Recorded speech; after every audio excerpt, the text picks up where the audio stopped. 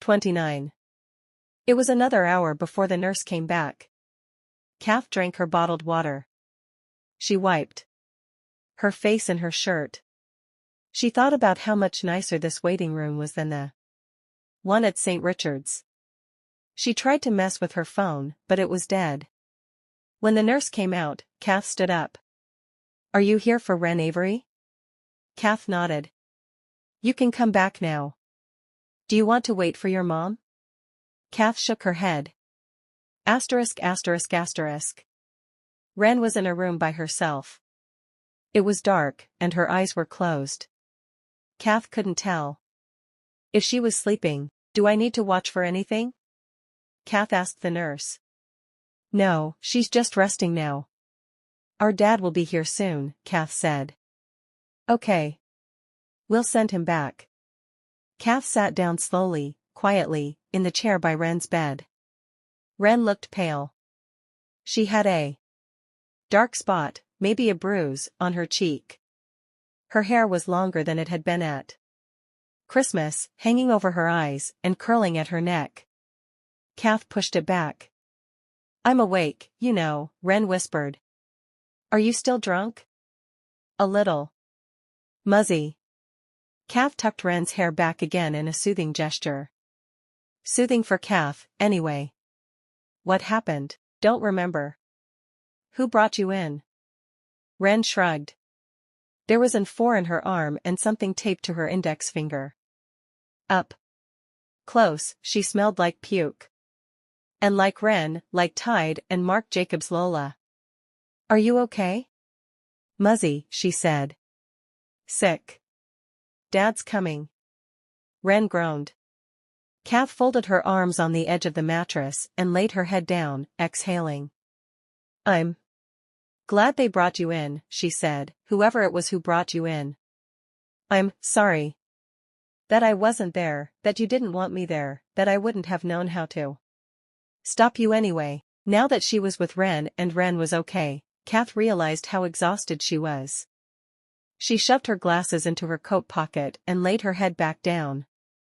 She was just drifting off, or maybe she'd just drifted off, when she heard Ren whimper. Kath lifted her head. Ren was crying. Her eyes were closed, and tears were running down into her hair. Kath could almost feel the tickle. "What's wrong?" Ren shook her head. Kath wiped Ren's tears away with her fingers, and wiped her fingers on her shirt. "Should I get the nurse?" Ren shook her head again and started shifting in the bed. "Here," she said, making room. "Are you sure?" Kath asked. "I don't want to be the reason you choke on your own vomit." "None left," Ren whispered. Kath kicked off her boots and climbed up over the railing, lying down in the space Ren had cleared for her. She put her arm carefully under Ren's neck. "Here," Kath said. Ren curled against her with her head on Kath's shoulder. Kath tried to untangle the tubes around Ren's arm, then held her hand tightly. It was sticky. Ren's shoulders were still shaking. "It's okay," Kath said. "It's okay." Kath tried not to fall asleep until Ren did, but it was dark, and she was tired, and everything was blurry. Asterisk asterisk asterisk. "Oh, God," she heard their dad say. "Oh, Ren.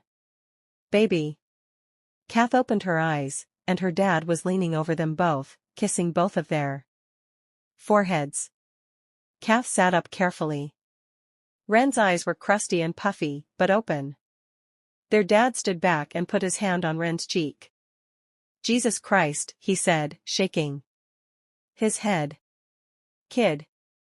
He was wearing gray dress pants and a light blue shirt, untucked. His tie, orange with white starbursts, was stuffed into and hanging out of his pocket. Presentation clothes, Kath thought. She checked his eyes out of habit. They were tired and shining, but clear. Kath felt overwhelmed then, all of a sudden, and even though this wasn't her show, she leaned forward and hugged him, pressing her face into his stale shirt until she could hear his heart beating. His arm came up, warm, around her. Okay, he said roughly. Kath felt. Ren take her hand. Okay, their dad said again. We're okay now. Asterisk asterisk asterisk. Ren didn't have to stay in the hospital. You can sleep and drink water at home, the doctor said. Real home. Omaha. You're coming back with me, their dad said, and Ren didn't argue.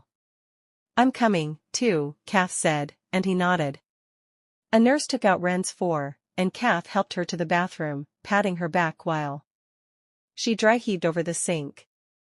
Then Kath helped her wash her face and change into her clothes, jeans and a tank top. Where's your coat? Their dad asked. Ren just shrugged. Kath took off her cardigan and handed it to her. It smells like sweat, Ren said. It'll be the best smelling part of you, Kath answered. Then they had to wait for Ren's paperwork. The nurse asked if she'd like to speak to an addiction specialist. Ren said no.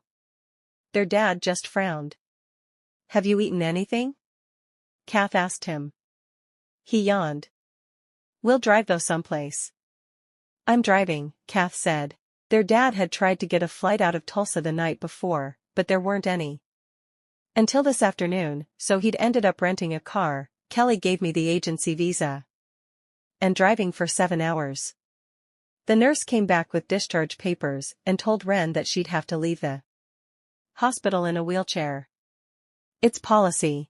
Ren complained, but their dad just stood behind the wheelchair and said, Do you want to argue, or do you want to go home? When the nurse buzzed them out into the waiting room, Kath felt her stomach jump and realized that she was half expecting to see Laura still sitting out there. Fat chance, Kath thought. The doors opened, and Ren made a sobby little gasping noise. For a second, Kath thought maybe Laura was still there. Or maybe Ren was trying to throw up again. There was a guy sitting in the waiting room with his head in his hands. He heard Ren's gasp and looked up, then stood up, and Ren was out of the wheelchair, shuffling toward him. He took her in his arms and pushed his face down into her pukey hair. It was the big guy from Mugsy's. The guy who threw punches. Kath couldn't remember his name. Javier. Julio.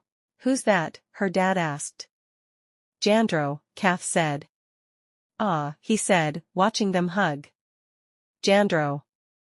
Yeah, Kath hoped that it wasn't Jandro who dropped Ren off at the emergency room, then left her alone. She hoped that he didn't know anything about that bruise on her cheek. Hey, someone said, and Kath stepped aside, realizing she was standing in the middle of the hallway. Hey, he said again. She looked up, and into Levi's smiling face. Hey, she said, and it almost came out with an exclamation point. What are you doing here? I got your text, I texted you back. My phone's dead. Kath looked up at Levi's crinkle-cut eyes and relieved smile, trying to take him all in. He was holding 2 cups of coffee and had a banana shoved into the pocket of his flannel shirt. Mr. Avery, he said, holding out a cup of coffee. This was for Jandro, but it looks like he's covered. Her dad took the coffee. Thanks. Levi. Levi, Kath repeated, and she knew she was close to crying. You didn't have to come. He made a loose fist and chucked her gently on the bottom of her chin, taking a half step toward her. Yeah, I did. Kath tried not to smile, but ended up smiling so wide, her ears almost popped. They wouldn't let me back, he said. Or Jandro. Only immediate family. Kath nodded. Is your sister okay? Yeah. Hungover. Embarrassed. We're going back to Omaha now, all 3 of us. Are you okay? Yeah. Yeah. She reached for his hand and squeezed it. Thank you, she said. You didn't even know I was here. I know now, and I'll apply these feelings backwards. Thank you. Did you miss your sister's birthday party?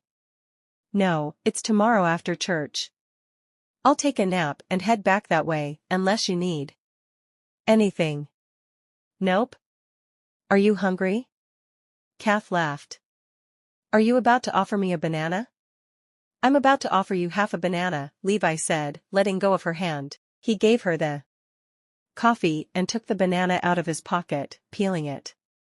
Kath glanced over at Ren. She was introducing their dad to Jandro. Ren looked like hell, but Jandro was looking at her like she was the lady of the lake. Levi handed Kath half a banana, and she took it. Cheers, he said, tapping his hand against hers. Kath ate the banana and held on to his gaze. I'd give you the moon right now, she said. Levi's eyes flashed happily, and he hitched up an eyebrow. Yeah, but would you slay it? For me? Asterisk asterisk asterisk. Kath drove home. They drove through McDonald's first, and her dad ordered 2 filet-o-fish sandwiches, and said that neither of them could nag him about it. Ren grimaced. I don't even care if it's bad for your cholesterol. It's the smell that's making me sick. Maybe you shouldn't have drunk yourself into a bilious stupor, their dad said. And that's when Kath realized that he wasn't going to pretend that nothing was wrong. That he wasn't just going to let Ren go about her business.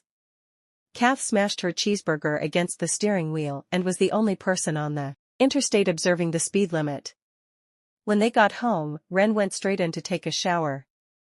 Her dad stood in the living room, looking lost. You go next, Kath told him. I'm not that gross. We have to talk about all this, he said. Tonight. I mean, not you. You don't. Ren and I have to talk. I should have talked to her at Christmas, but there was so much else going on. I'm sorry. Don't, Kath. It's my fault, too. I hid it from you. He took off his glasses and rubbed his forehead. Not that well. I saw what she was doing.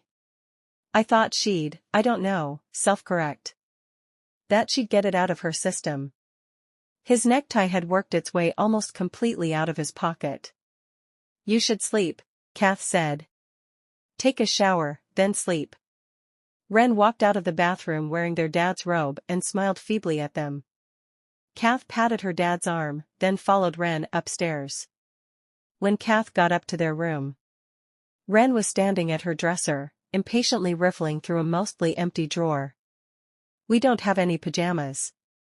Calm down, Ginny B. Jones, Kath said, walking over to her own dresser. Here. She handed Ren a t-shirt and a pair of shorts left over from high school gym. Ren changed and climbed into her bed. Kath crawled on top of the comforter beside her. You smell like puke, Ren said.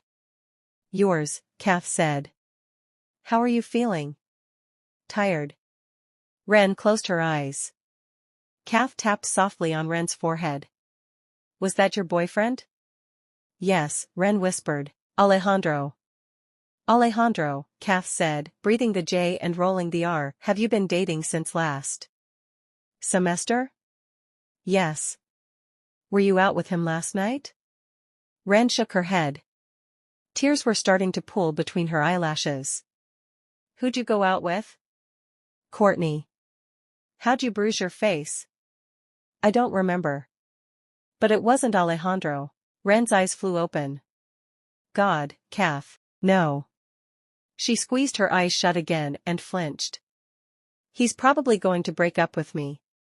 He hates it when I get drunk. He says it's unbecoming. He didn't look like he was going to break up with you this morning. Ren took a deep, shuddering breath.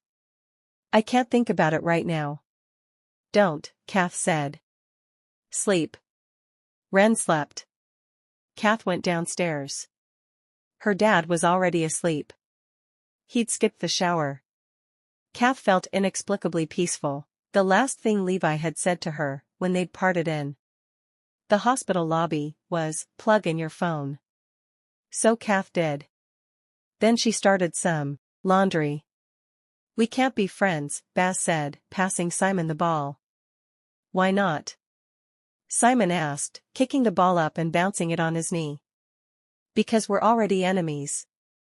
It's not like we have to stay that way. There isn't a rule. There is a rule, Baz said.